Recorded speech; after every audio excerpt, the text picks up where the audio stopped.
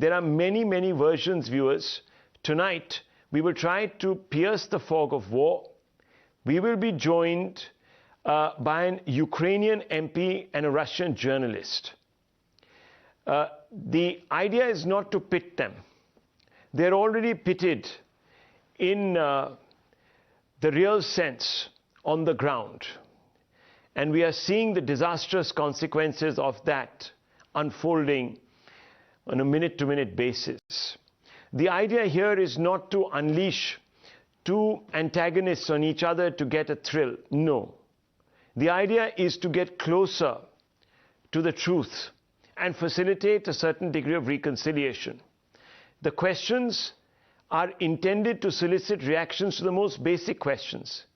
Is the West blameless? Can it today sit in blithe judgment and lecture? Was Russia provoked by Western expansionism? Has Ukraine become an unwilling pawn in the West's great game in Europe? Did Putin plan the strike on Ukraine to realize his alleged ambition of resurrecting the Soviet Union's dominance? Now, viewers, whether he's a revanchist or he's an individual who has decided to avenge 25 years of what he believes is Western slight, we can't say, but we can certainly bring individuals together. By the way, viewers, what you're seeing on your screens is the unfolding bombing campaign in Kharkiv. This is a hospital which we are being told by Ukrainian government sources which has been attacked. Now, every line, as we know it, is being crossed, viewers. Every line. And it must devolve upon the two principles, Ukraine and Russia, to come together and broker some sort of a truce. The West has, of course, pitched in with sanctions which might only exacerbate the problem, push Putin closer into the hands of China, create a new post-Cold War order. Here are some basic questions that we're going to pose, and let me cut straight across. Viewers, we are joined by Tatiana Kukareva, senior journalist with Sputnik News, and Sviatoslav Yurash, Ukrainian MP. Both are well-known faces here now in India. Over the last 1 week, we have been speaking with them. And I want to begin by asking Ms. Kukareva a basic question. Ms. Kukareva, Putin has been accused of waging war because he's driven by the desire to resurrect the Soviet Empire. What's your view on this allegation? I find it quite ridiculous because you know it better than I do. You know, you can Google it. The Russian army is by far strong enough to, to have made it a much faster experience should we have wanted to resurrect anything. So you're basically rejecting the one motive that has been attributed to Mr. Putin, that he's expansionist by design. That's what you're saying? Well, look, I'm saying that with all due respect, I find it very, irresponsible journalism to put in words into the mouth of a president, any president, so to speak. I wouldn't do that to President Zelensky, and I don't think something should be assumed for the Russian president as well. He has named his reasons for the special operation ongoing in Ukraine, and I do believe that at least that should be respected. Okay, let me bring in Mr. Yurash. Mr. Yurash, Putin has been accused by your government of genocide, but reports have said that Ukraine has used alleged neo-Nazi volunteer groups in the Donbass regions too. So you're no innocents.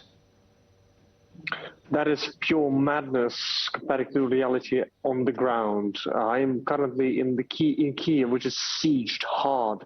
We are getting pushed, and we have rockets being fired in our city. We have civilian buildings destroyed, children killed, many scores of wounded all over the country. We have full-scale invasion. There's no military operation here. There's a full-scale invasion happening in Ukraine in all directions. And the goal of that was stated by Mr. Putin himself in an hour-long address you can all watch, in which he denounces the very idea of Ukraine, the very idea of our nation. And I can say that not just Putin, but his henchmen, like the lady we are speaking to today, basically they are full of lies, I'm sorry to interrupt you. That's not the question I asked. Yes, you might have your grievances, and no one likes to see another country being attacked. But I still want to ask you this, because there is a war of words going on, and we need to try and decipher the truth here. So that's why I'm asking you. Reports that I have read, and they are very widely available on many websites of international news organizations, which have linked your government to neo-Nazi volunteer groups in the Donbass regions. There are charges of you waging a genocide too. How do you respond to that specific charge? That is lunacy. Our government is led by the president, who is a Russian-speaking Jew, and to say that there is interlinkage with neo-Nazi ideology in any way, it is sheer madness. Mr. Zelensky had his family killed in the Holocaust. Mr. Zelensky is a man who basically comes from that so-called supposedly pro-Russian belt of Ukraine, which sees now very clearly Russia what it is. Again, to link any kind of Nazi idea with the reality at hand is to truly miss the point. The point is the only country which is doing anything in terms of Nazi policy in Ukraine is Russia. In terms of both through the bombing starting in Kyiv at the very same time the Nazis started to bomb Kyiv in 1941 to the full-scale invasion on all the sides, we are seeing 1939 attempt by Nazi Germany to take over and destroy Polish state. Same thing is happening here in Ukraine by Russia. I want to draw your attention, Mr. Yurash, to a tweet that was put out by one of your government handles that was quite offensive. I don't know if you're familiar with this tweet. It was put out just yesterday, where the Ukrainian government put out pictures of Ukrainian soldiers greasing various munitions with pork fat. That has been called out as a symbol of your intolerance towards other ethnic groups, communities, etc. I have no clue what you are speaking of. I have no clue what pork fat has to do anything. I was fighting in Kyiv against the Russian troops and supplying our people on various front lines around Kyiv. I have no idea what tweets do you mean. Twitter is a space with millions of users putting out stuff all the time. This is from a verified handle of the National Guard of Ukraine. And it says, Azov fighters of the National Guard grease the bullets with lard against the Kadyrov orcs. You know what that means. And Twitter put out a reaction on that, saying that this tweet violated Twitter rules about hateful conduct. However, Twitter has determined that it may be in the public's interest for the tweet to remain accessible because the handle provides valuable reports. I think you're missing the point here. It's not about battle of tweets anymore. It's about dozens of people killed every single day on every front line. It's about a child that was taken from the rubble in Mariupol that was shot by the Russian rockets. It's about all these people fighting every single day to try and keep my country independent. You're missing the point. Let me ask Tatiana Kukareva. Tatiana Kukareva, isn't forced regime change a violation of international conventions which should not be undertaken? Well, Rahul, it depends on, first of all, how we look at it. You know, for me as a journalist who was covering Ukraine's crisis from day one when people actually came out to Maidan, after Viktor Yanukovych did not sign that Euro Association Agreement back in November 2013. And I was actually on shift covering that story. If we look at the beginning of things, the whole coup d'etat that led this power, to power, the governments that have been there since in Kyiv was completely illegal, so to speak. In the meantime, just addressing to the accusations, the allegations made by Mr. Yurash, you, Rahul, as a media professional, as well as I am, you know it better than anybody that if there were those scores of people killed in 2022, there would have been pictures. That's a fact. There are pictures everywhere on the internet. You can watch them yourself. You Google enough. You just refuse to believe pictures on the internet. Mr. Yurash, it doesn't go both ways. You either believe pictures on the internet, and then we're back to discussing, heinous pictures put up, completely, insulting to the Muslim population of the entire world, and I'm sure you know that India has quite a large Muslim population. Or we don't believe pictures on the internet. There's either or. It doesn't work both ways. You are now in the presence of primary example of Russian propaganda. Speaking of propaganda, I am just saying that this conversation is missing a point. We are fighting for our lives here against the Russian invasion. Again, we have Russian invasion of our country happening from all the sides. Every single state now in civilized world is banning you propaganda from their screens and TVs. You're giving interviews. And for this, my dear interlocutor, I'm giving interviews to inform the world of the reality at hand. We are fighting on every front line, to the national front line, which means fighting against this idiocy and lunacy and lies which you are spreading right now. The point here is that, again, the reality is that you people will be looking at this video in 10, 20, 30 years, and you will be apologizing for all this madness that you are now saying. Well, Tatiana, look, I'll circle back to the question. And that question is, isn't forced regime change a violation of international conventions? Many people are saying that in today's world, we don't do this. How do you respond to that charge? I do believe that, first of all, again, as a journalist, it's not quite my place to respond to that charge. Not a journalist, you're a propagandist. One second. Let's not get personal. Mr. Yurash, let's not get personal, because that doesn't work. Putin is a known propaganda. No, one second. Mr. Yurash, look, it's not as if, versions are not going to come out from the Ukrainian government which would be favorable to its own narrative. So let's look, I know that your country is under attack. It's not a pleasant feeling in the least. You probably fear for your freedom, etc. But let's not, we don't want to make this squabble. So let's just keep it above, and let's make sure that we're responding to the questions that are being presented, because no one, least of all the viewers, are interested. And remember that India has a particular position, and you have an opportunity today to sway public opinion. In fact, both of you, one is a journalist representing and is today playing the role of a kind of an ambassador for Russia, and you, of course, a Ukrainian MP. Both of you have an opportunity today to strike a chord with millions of Indian viewers. And it's an important relationship that India has with Russia as well as Ukraine. So I again step in and say that let's keep this above board. So I've asked a question of Tatiana, and she's right. Being a journalist, she's not obliged to defend Russian actions, but she's trying to put them into perspective for us. Yes, go ahead, Tatiana. Thank you very much, Rahul, and thank you for keeping the discussion in check.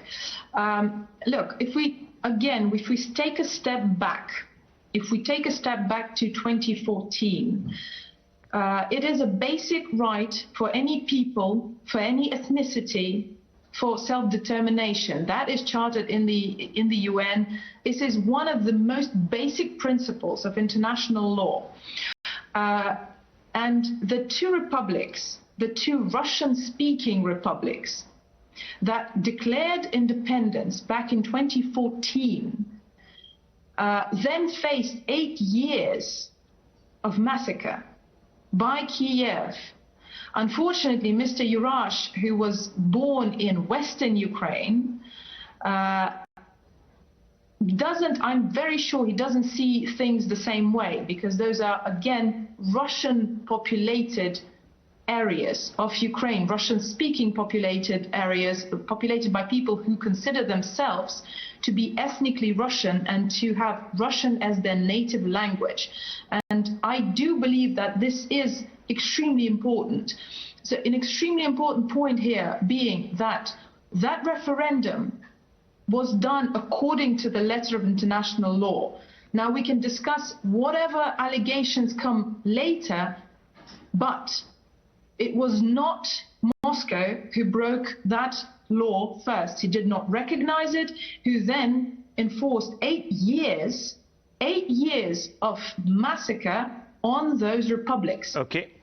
Mr. Yurash, how do you respond to this? Because that's really the heart of the issue. Is it or is it not? No, it is not. Okay. First, in 2014, I was there in Donetsk from April to August 2014, and I saw with my own eyes as Russian operatives time and time again came into Donetsk and caused every single thing there. Context is very simple. There were polls, there were referendums, there were elections there, and people were asked whether you see themselves as Ukrainian or not, whether they want to have the future with Ukraine or not. And it's very clear Donetsk and Lugansk was a part of that Ukrainian idea, very simply speaking, that they want their country independent. Let me just quote our referendum in 1991, when Ukraine got independence, where Donetsk voted the same way as every other region in Ukraine, voting for our independence in a very clear fashion. I was in that referendum in May 2014. This is nothing but a sham. The ballots were printed on just a printer, and essentially anybody could write them. I know a journalist who actually voted 3 times in that so-called referendum. The point here is it's nothing but a sham that you're trying to present right now as any legitimate choice. At that point, we had Russian incursion that caused that to happen. We had Russian operatives that caused all that to happen. But again, it's missing the basic point. Mr. Putin's policies always was very clear, very organized, and very structured. His goal is to destroy the sovereign state of Ukraine and to present us as a nation that shouldn't exist, that we are a part of the same nation. We don't think so. We think that we have a right to choose our own future, to choose our own path, and to build our independence as we see fit. Putin has done time and time again everything in his power to destroy our right to do that. This lady with whom I speak right now is defending his right. She has a right to do that, being in Russia. But the point here in Ukraine, we have another choice to make, and that choice is to fight for our freedom in every single way, including this interview. And very simply speaking, Indians can choose right now who they support. People who want their freedom, people who want to take it away. Okay. Ms. Kukareva, response. Putin is punishing an independent country for exercising its options, its rights to choose. That's the accusation. And I've heard that accusation time and time again. Look, I find it quite pointless to try to explain to a person who's no stranger to, he blames me for being a propagandist, and in the meantime, he's a prime example of, Western Ukrainian propaganda. Again, you know what? I personally grew up in Crimea. So it is... that's quite a personal issue for me as well, because, if you listen to Mr. Yurash, he will probably tell you that Crimea is occupied and annexed. I grew up there. I don't know a single person who spoke Ukrainian. I know how much, in Crimea. I know how much people there struggled when they were forced to learn Ukrainian and to only speak. They were forced by Kyiv when Russian language was deprived of the state language status. It was never a state language. Again, you were very young then, Mr. Yurash. You were probably still in high school. However, in the meantime, that still happened. Well, not probably. You were actually in high school back then. I came to Crimea every single summer. Even in high school. school. You were in primary school, because I was in high school. In nursery, just born. You don't know anything about my story. Probably, if I can tell you my story, I'll be happy about that. Okay, hang on. That's not the issue here. The point is that those are Russian people who have a right to self-determination. The referendums happened, whether you like the fact that those ballots were printed on a printer or not. And this is, again, one of the basic principles. You can say it's a sham. However, there were public displays of anger and of indignation towards what happened on Euromaidan all over southeastern Ukraine. There were people revolting against Euromaidan in Mariupol, in Odessa, in Kharkiv, all of those places, all of those big cities that had nothing to do with Ukrainian-speaking population whatsoever. You can deny it, but that would be rewriting history.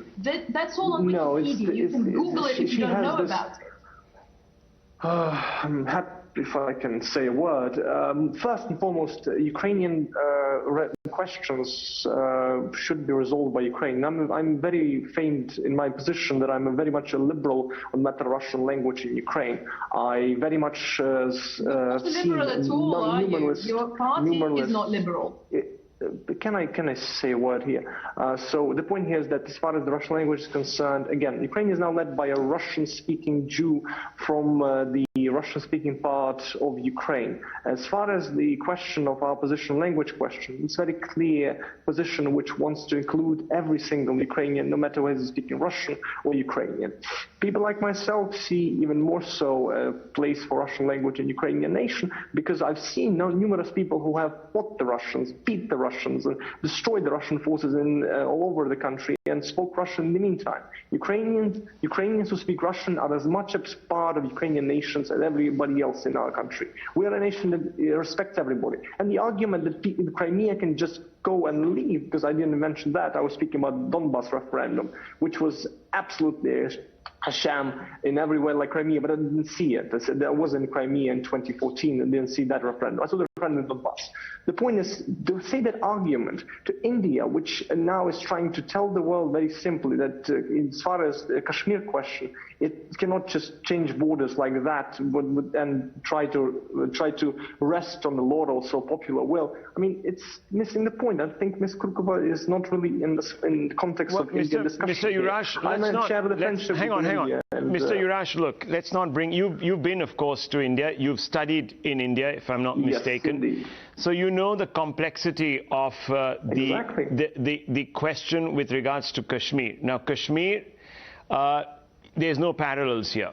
Okay, India is in fact a union of states, and is a composition of many ethnicities, and is much more multicultural. Absolutely. So look, but I just want to come back to the questions that we've posed. Viewers, India has taken a mature stand here.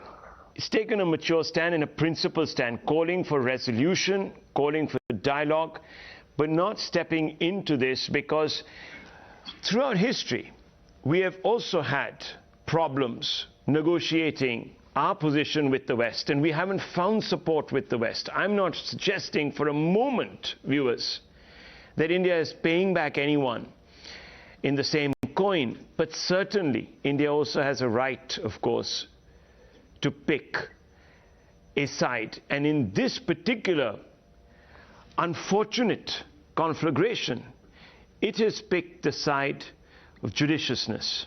And I think by not taking an outright position, it is doing its own bidding here on the foreign table. So let's not drag India into this conversation. I understand that matters like this can hardly be debated in a TV studio. But viewers, I would have to say that despite the animosity, our two representatives have been even keel here. And one has to commend that. And I just hope that in the next round of negotiations, that's the same temper and tone with which the conversation is approached. And perhaps there will be some resolution for the greater good. I leave it at that. Thank you very much, Mr. Yurash and Ms. Kokareva, for joining us. Troubled times, and one just hopes that we can keep our cool. Thank you. Thank you, Rahul. Thank you very much. Thank you. Thank you. Thank you.